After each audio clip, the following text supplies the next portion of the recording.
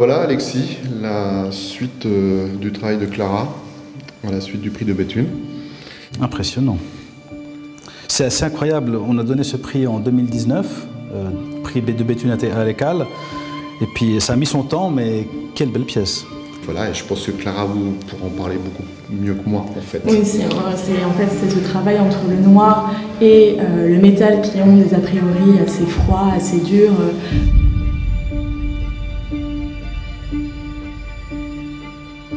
Ça, c'est mon livre de recherche que j'avais fait durant mon Mass Luxe, où je répertorie mon travail de recherche picturale. Donc c'est un petit peu comme le travail de Pierre Soulages qui peint sur des toiles de 3 mètres par 2 mètres. Et on a cette impression vraiment d'être envahi par le noir. Et donc là, c'est justement ce travail de redimension où c'est quelque chose de très petit, très dense. Comment on arrive à produire du volume en fait, juste en juxtaposant une même couleur mais avec deux intensités différentes de travail de surface.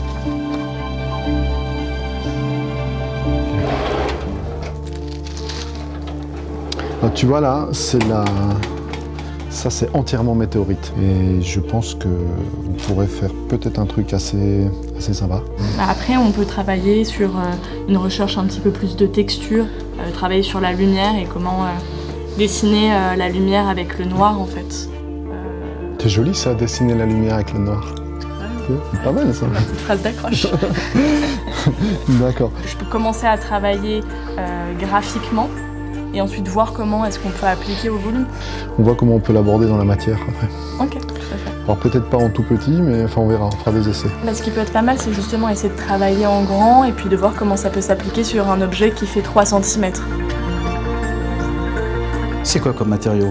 Alors c'est du titane. L'idée c'était de travailler le métal, mais autrement que du métal habituel, de le rendre doux, soyeux. On a vraiment travaillé comme des micro-facettes en fait en gravure, donc c'est vraiment de la microstructure. On l'a d'ailleurs appelé empreinte, c'est sur le modèle la DW5 parce que c'est vraiment une empreinte dans le métal, mais pas par pas quoi. Ça me rappelle un peu beaucoup les ailes des papillons. Et on voit un peu comme des micro-écailles avec un peu irisées, avec une profondeur aussi.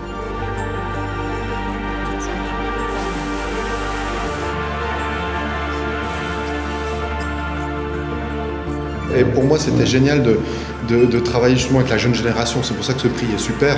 C'est qu'en fait, tu arrives là et puis toi, tu travailles le métal, tu as l'habitude de tout ça. Puis petit à petit, avec Clara, avec sa sensibilité, tu arrives à transformer le métal, oui, genre la fragilité du papillon, quoi. C'est magique, quoi, au bout d'un moment. Moi, ça m'a fait très plaisir, quoi.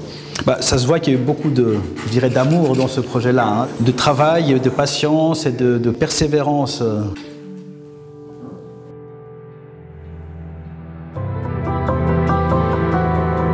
Et là, ce qui était chouette aussi dans le projet, c'est que voilà, on part sur une pièce unique et voilà, on ne sait pas si elle a réussi, elle a réussi. Si elle n'est pas réussie, ben tant pis, elle finit au fond d'un tiroir. Oui. Ça sera juste une expérience supplémentaire. Et là aussi, le côté de la gamme Dreamwatch de Béthune, c'est aussi ça. C'est justement pour explorer les rêves. Et voilà, un rêve, il peut être émanescent, disparaître, ou il peut être concrétisé par une montre. C'est une occasion en or en fait.